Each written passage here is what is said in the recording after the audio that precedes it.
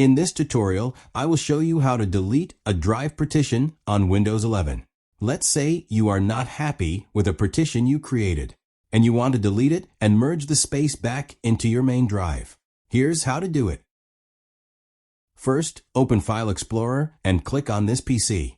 Then right-click on this PC and select Show More Options, and click on Manage. This will open the Computer Management window.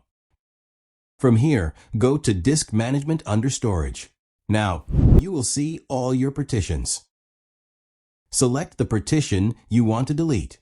Before you proceed, important note: make sure you have backed up all your data in that partition. Deleting a partition will erase everything inside it.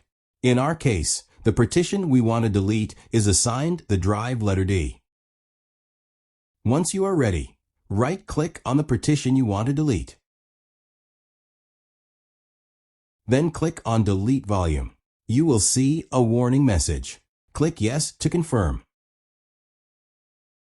Now, the space will become unallocated. But we still need to add this space back to the main drive, which is usually the C drive. To do that, right-click on the C drive and select Extend Volume. Click Next, and you will see the unallocated space available.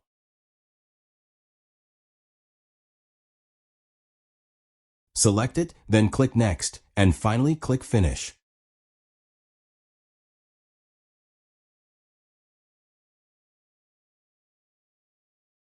That's it.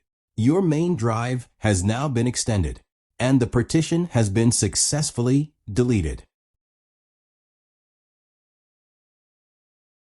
To confirm, go back to File Explorer, open this PC, and you will see that the deleted drive is no longer there.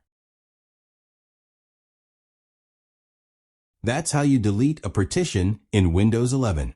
If you found this video helpful, please like and subscribe for more tutorials.